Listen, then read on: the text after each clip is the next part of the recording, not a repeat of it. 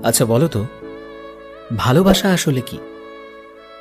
এই পৃথিবীতে প্রতিটা মানুষের কাছেই ভালোবাসার আলাদা আলাদা ব্যাখ্যা রয়েছে। কারোর কাছে ভালোবাসা মানে কারোর সাথে সারা জীবন হাসি মুখে কাটিয়ে দেওয়া, তো কারো কাছে ভালোবাসা মানে তার থেকে দূরে থাকতে না পারা।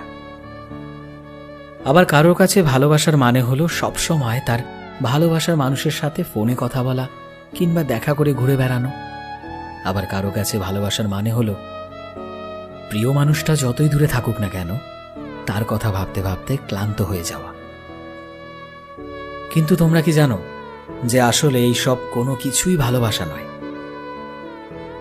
যদি রাস্তায় চলার সময় তুমি কোনো মানুষকে দেখে বলো, ওয়াও, মেয়েটা কি সুন্দর, ছেলেটা তো বেশ হ্যান্ডসাম, তাহলে কি আমার লাভ এট ফার্স্ট সাইট হলো?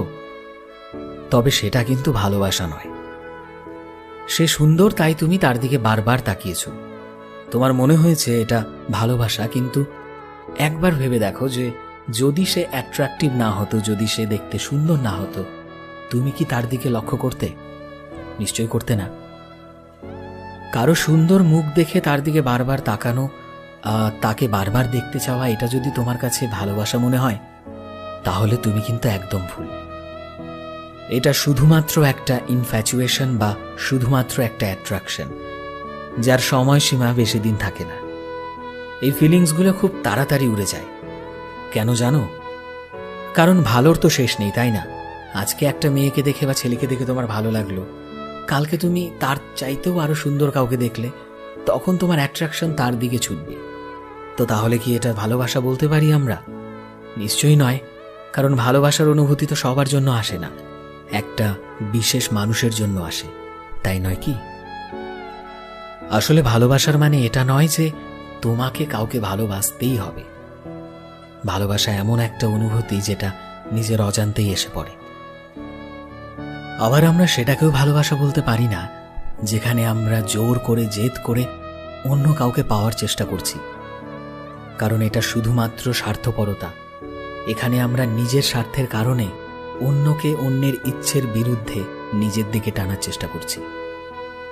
অ্যাট্রাকশন যেমন ভালোবাসা নয়, তেমনি এরকম জোর জবরদস্তি করাটাও ভালোবাসা বলা যায় না। ভালোবাসার মানে হলো যখন তুমি কারোর সাথে থাকবে তোমার নিজেকে সম্পূর্ণ বলে মনে হবে, একদম পারফেক্ট।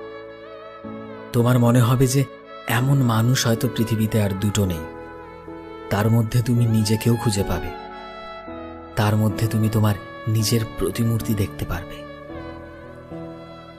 ভালোবাসার কোনো সংজ্ঞা হয় না, ভালোবাসার কোনো মানে হয় না, সেটার বিস্তারিত কোনো ব্যাখ্যাও হয় না।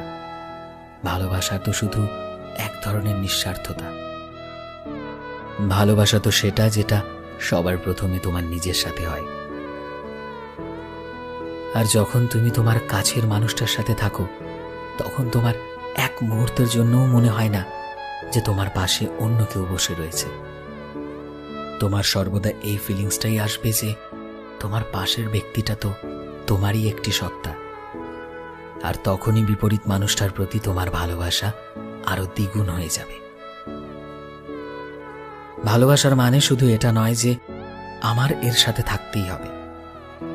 ভালোবাসার মানে তো এটাও যে যেখানেই থাকি না কেন হাসি খুশি থাকি, সুখে থাকি, ভালো থাকি, তাই না? ভালোবাসা তখনই হবে যখন তুমি কাউকে মন থেকে সম্মান করবে।